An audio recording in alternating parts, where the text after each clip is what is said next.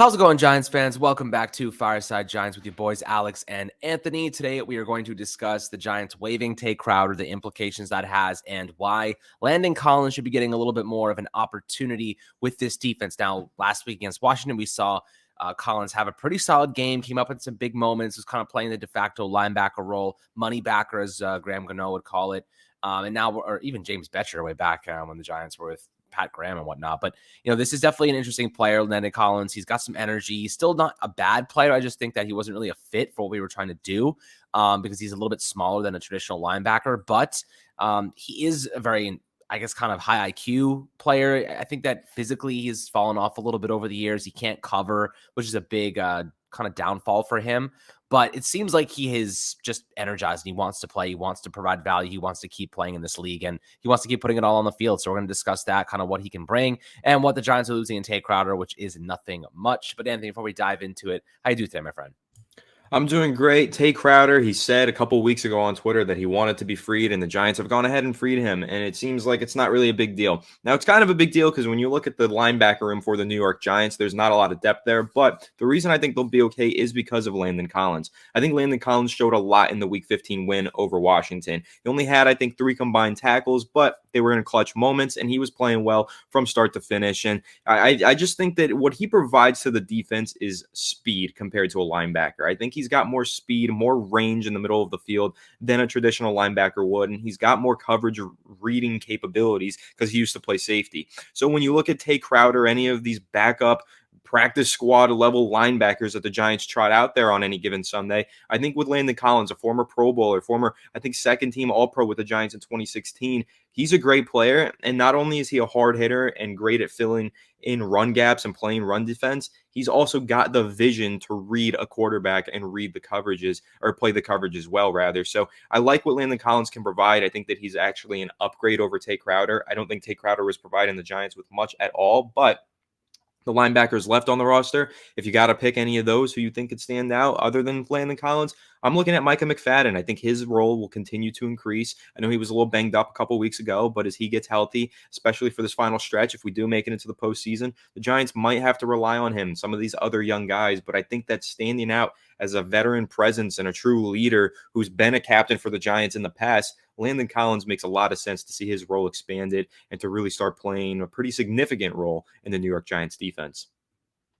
Absolutely. And we wish nothing but Tae Crowder well in the future. Good dude, never did anything crazy here. But obviously, Mr. Irrelevant, when you're the last pick in the draft, you're not expected to be this astronomical player with a ton of value in production.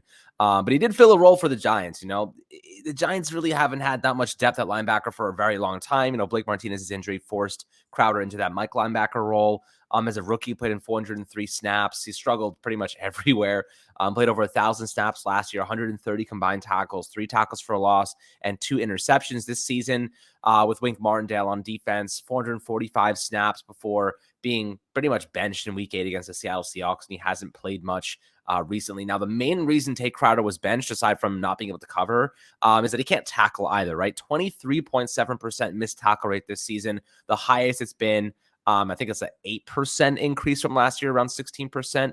It's just not sustainable. You can't have a linebacker with almost a 24% missed tackle rate. That means a quarter of his tackles are pretty much missed. Like that, the production that other opposing offensive players are getting because of that vulnerability is tremendous. You know what I mean?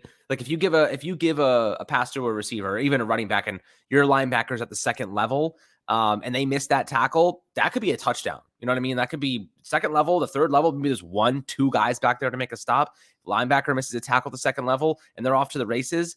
That's an extra 10, 20, 30 yards, maybe a score, whatever it might be, or a first down, keeping a third down into a first down. It's just those little inch level games, those little tiny variables that play a part in winning and losing football games. And ultimately, Tae Crowder was hurting the Giants in a negative way. Wanted to be freed. He's free now. So maybe he can do better with another team, but I don't think he's going to find an opportunity starting anytime soon. I don't think he's really that great, but nonetheless, hopefully he has a very successful future, and all the best wishes to him and his family. But looking at Landon Collins, this is a guy that a lot of people have been mentioning on Twitter, social media, and on the YouTube comments for quite a while now, a couple of weeks, and asking, why is he not getting more playing time? Why is he on the practice squad? I think mostly he was just learning the defense, and they wanted to use him in specific ways. Obviously, you look at Wink Martindale's scheme, a lot of blitzing. You need those linebackers to stop the run. And ultimately, I think they just wanted to give more reps to Micah McFadden, right? Jalen Smith has been playing at a good enough level where they can't take him off the field justifiably. And instead of using Landon Collins, they decided, let's use Micah McFadden. He's our rookie. He's our Indiana product, 6th-round pick, or 5th-round pick. Well, I think 5th-round pick. Let's just get him action, get him reps. Like, it doesn't hurt. Your defense, your Giants are struggling, losing a couple games. Let's get him some work and see what he can do. He's been struggling. He's dealing with a couple of nicks and knacks. So now Landon Collins suddenly has an opportunity to take on a much bigger role in this defense. Maybe he's signed next year. Maybe they just keep him around in a veteran minimum deal, and he's able to provide some value moving forward, which I think is a very realistic possibility. He's not a bad depth piece. I'm okay having him as a depth piece. You still got McFadden, Darian Beavers coming back, and maybe they resign Jalen Smith. Hope to God they actually go and sign or draft another linebacker that can be an impact player and not be such a vulnerability or a liability on defense. But Anthony, when you're looking at Landon Collins, why do you think he should get more opportunities? Micah McFadden's been struggling. I think the Giants, right, 87% chance going to make the postseason right now. I'd say you want to put your best people on the field, even though the development of Micah McFadden may get hurt in the process.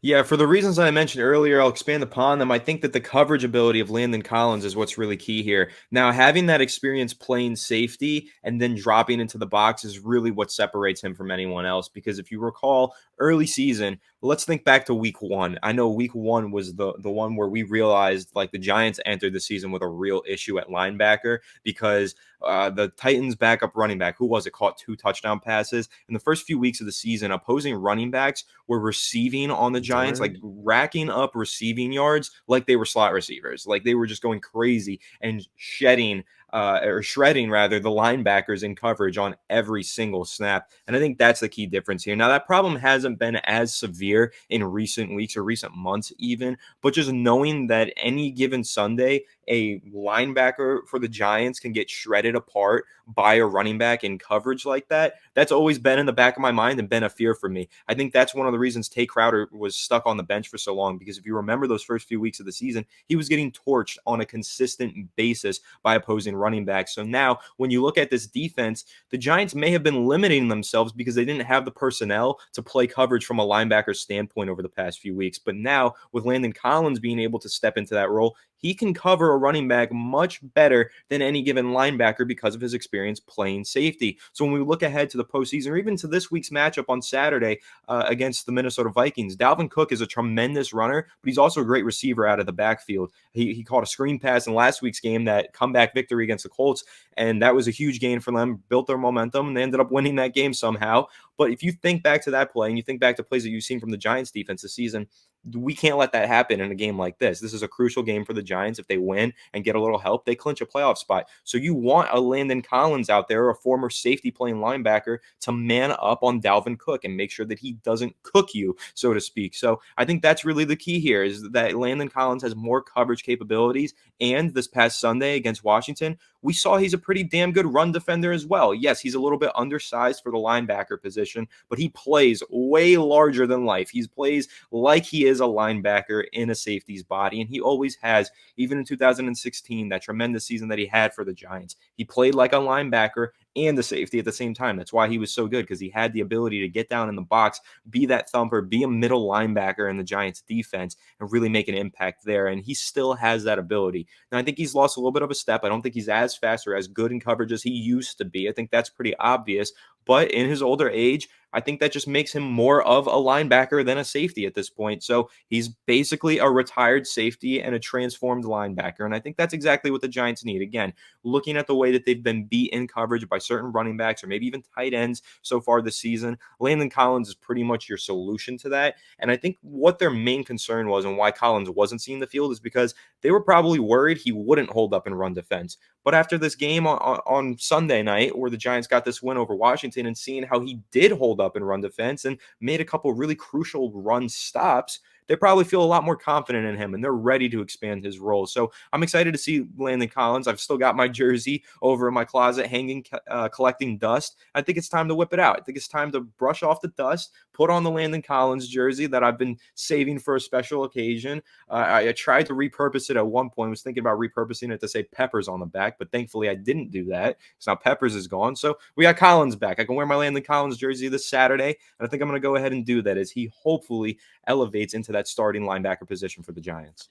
There's nothing better than buying a jersey for somebody than them leaving and then they come back and you're like, yes, the jersey's still relevant. I'm holding out hope for OBJ still because I have like 5 Odell Beckham Jr. jerseys that are just collecting dust in storage. It's ridiculous. There has to be nothing better than that. Like the player just making a comeback and actually, being a part of the team and the jersey is relevant once again. So I have to say, Landon Collins, last game, Washington, 3 tackles, played a season high 27 snaps. I expect that to continue increasing. It seems like a lot of the beat reporters are saying something similar in that his role should be continuing to increase instead of diminish. And as long as he's not on the practice squad, he's going to be seeing the field. And he brought some energy. He had a couple of nice plays. He had 2 stops, which was really, really good for him. And, I would love to see him rejuvenate his career and really, show us what he's got. Definitely the back end of it, if we're being honest. But I think that he has value, especially as kind of a de facto linebacker, can fill that role. And he's a leader. He's a veteran, right? He's seen a lot of football. Mike McFadden's seen next to no football at the professional level. So I do think it's a good sign that, Collins is taking a little bit more and they're starting to give him a little bit more opportunity. And he's making the most of it and taking advantage. So always happy to see players like that come back and make an impact. But guys, I'd love to hear your perspectives below on the Giants waiving Tae Crowder, maybe elevating Landon Collins and showcasing what he can do in a more prominent role. So very excited to hear your thoughts on that. Make sure to enjoy the rest of your Wednesday. Like, subscribe as always, and we'll catch you guys on the next Fireside Giants episode.